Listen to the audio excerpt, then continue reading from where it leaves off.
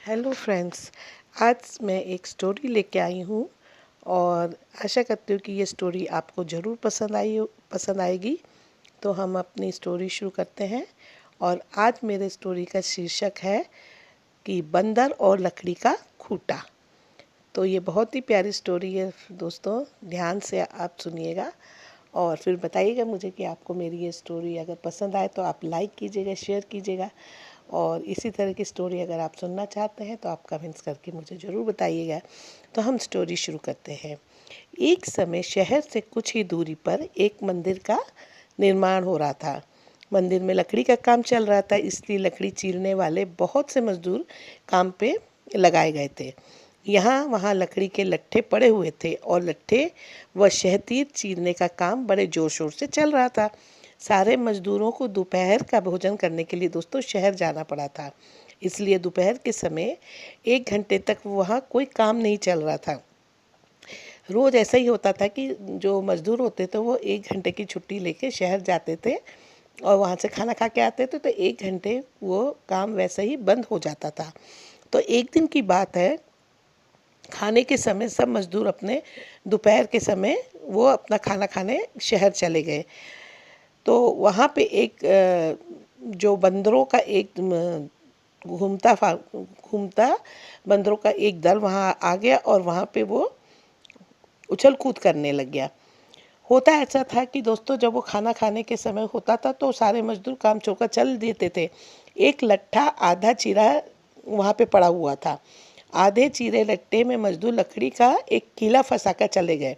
ऐसा करने से क्या होता था कि जो जब दोबारा आरी उसके अंदर डाली जाती थी तो वो आसानी से चली जाती थी। तभी वहाँ पे क्या हुआ दोस्तों, बंदरों का एक पूरा पलटन आ गई। उछलना कूदना उन्होंने शुरू कर दिया। उसमें एक शरारती बंदर भी था जो बिना मतलब चीज़ों से छेड़छाड़ करता रहता था। पंगे लेना उसकी आदत थी। बंदरों के सरदार ने सबको वहाँ पड़ी चीज़ों से छेड़छाड़ न करने का आदेश दिया। सारे बंदर पेड़ों की ओर चल दिए, पर वो शैतान बंदर जो था ना, सबकी नज़र बचाकर पीछे रह गया और लगा अडंगेबाजी करने के लिए। उसकी नज़र अधचीरे लट्ठे पर भी पड़ी। बस वो उसी पर पिल पड़ा और बीच में अड़ाए गए कीले को देखने लगा। फिर उसने पास पड़ी आरी को देखा, उसे उठाकर लकड़ी पर रगड़ने लगा। उससे किर किर की आवाज़ निकलने लगी, तो उसने गुस्से से आरी पटक दी। अब क्या हुआ कि उन उन बंदरों की भाषा में किर किर का अर्थ होता है निखट्टू, जो काम नहीं करता उसको कहते हैं। वो दोबारा लट्ठे के बीच फंसे कील को देखने लगा। उसके दिमाग में मतलब ये टेंशन चल रहा था कि इस कीले को लट्ठे के बीच में से निकाल दिया जाए तो क्या होगा। अब वो कीले को पकड़कर उसे बाहर निकालने की और आजमाइश करने लगे।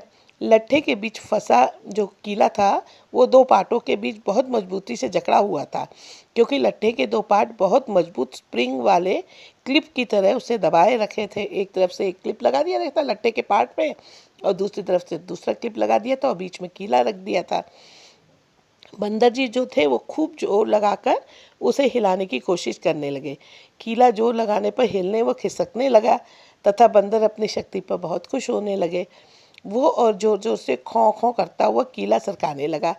इस धीमा मुश्ती के बीच बंदर की पूंछ दो पाटों के बीच आ गई, जिसको उसे पता ही नहीं लगा। उसने उत्साहित होकर एक जोरदार झटका मारा, तो जैसे ही कीला बाहर निकला, लट्ठे के दो चीरे भाग फटाक से क्लिप की तरफ मुड़ गए और बीच में फंस गई बंदर की पूंछ। बंदर चिल्ला उठा।